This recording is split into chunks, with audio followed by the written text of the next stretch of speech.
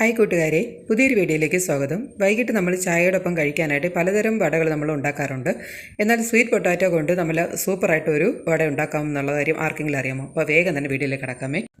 ഇതിനായിട്ട് അരക്കപ്പ് കടലമാവ് എടുത്ത് വെച്ചിട്ടുണ്ട്, പിന്നെ 2 സവാള എടുത്തിട്ടുണ്ട്, പിന്നെ വേണ്ടത് ഇത്തിരി കറിവേപ്പിലയും പിന്നെ 2-3 പച്ചമുളകും വേണം. പിന്നെ ഞാനിപ്പോൾ ഒരു 4 സ്വീറ്റ് പൊട്ടാറ്റോ കൂടെ എടുത്ത് വെച്ചിട്ടുണ്ട് കേട്ടോ. ഇനി സവാളയും പിന്നെ കറിവേപ്പിലയും പച്ചമുളകും ഒന്ന് കട്ട് ചെയ്ത് വെക്കാം. പിന്നെ വേണ്ടത് നമ്മുടെ സ്വീറ്റ് പൊട്ടാറ്റോ ഒന്ന് തൊലിയൊക്കെ ഒന്ന് മാറ്റി ഒന്ന് വെള്ളത്തിലിട്ട് വെക്കണം, ഇല്ലെങ്കിൽ കറുത്ത് പോകും. അതുകൊണ്ടാണ് വെള്ളത്തിലിട്ട് വയ്ക്കുന്നത്. അപ്പോൾ തൊലിയൊക്കെ ഒന്ന് മാറ്റിയിട്ട് 2-3 പ്രാവശ്യം ഒന്ന് കഴുകി ഞാൻ എടുക്കുന്നുണ്ട് കേട്ടോ.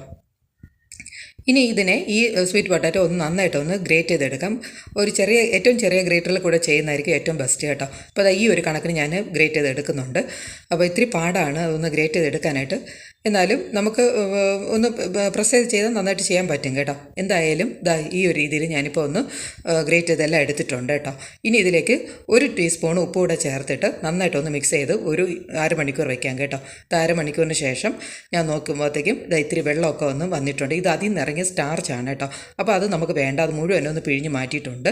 ഇനി അതൊക്കെ ഒന്ന് വിടർത്തിയിട്ട് ഇതിലേക്ക് നമ്മൾ അരിഞ്ഞ് വെച്ച പച്ചമുളകും കറിവേപ്പിലയും പിന്നെ നമ്മുടെ സവാള മുട്ടയ്ക്കൊക്കെ അരിയുന്നില്ല അതുപോലെ ഒന്ന് അരിഞ്ഞ് കുനുകുന അരിഞ്ഞ് അതും കൂടെ ചേർക്കുന്നുണ്ട്. പിന്നെ ഈ കടലമാവ് കൂടെ ചേർക്കുന്നുണ്ട്. അപ്പോൾ ഇതിൽ ഇനി ഒരു തുള്ളി വെള്ളം പോലും ചേർക്കരുത്. ഉപ്പ് നോക്കിയിട്ട് ആവശ്യത്തിന് ഉപ്പും മഞ്ഞൾപ്പൊടിയും മുളകും ഇത്തിരി മസാലപ്പൊടിയും കൂടെ ഞാൻ ചേർക്കുന്നുണ്ട്. പിന്നെ ഒരു നുള്ള് ജീരകവും കൂടെ ചേർക്കുന്നുണ്ട്, ഒരു മണത്തിനാണ്.